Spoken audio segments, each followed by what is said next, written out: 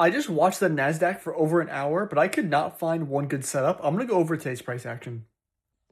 So coming into the session, I was a little confused with my bias. So on the daily, we inverted this daily fair value gap, and then we open up this one, we're respecting it, right? So on the daily time frame, we're moving in bullish order flow. And then when we move to the 4-hour chart, right, we put in an SMT inside this 4-hour gap where NQ never swept this low. But then if we go over to ES, right, ES actually swept out this low.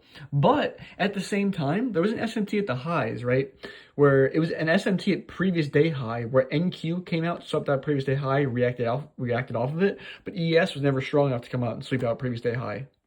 So then on the 1 hour, there's not too much more of a story. It's kind of the same thing, right? We're just doing an SMT inside this 1 hour fair value gap as well. And then on the 15-minute, right, you can see we had this huge jump. We tapped into this 15-minute fair value gap, but we weren't strong enough to actually sweep out this low. So this is kind of like a failure swing right here. And there was not an SMT at this low, but it would have been nicer if there was. But I waited until after 10 a.m. news came out.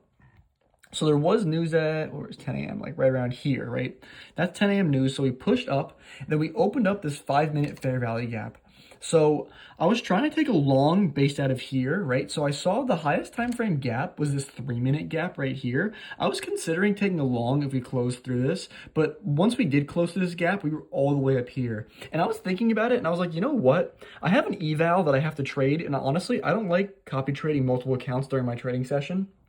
So I could just take this on eval. So normally I absolutely never take trades when we close through the most recent internal high or low, but I liked there were these relative equal highs up here, right? So you can see we have relative equal highs, and on top of that, it's also a data high. So at 8:15, there was red folder news coming out. So not only is this like relative equal highs, data highs, very strong draws, right?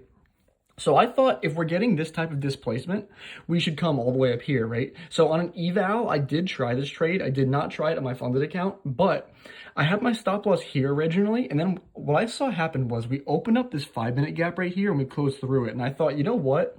If we're going to close through this 5-minute gap, like there's these lows over here that should be respected, right?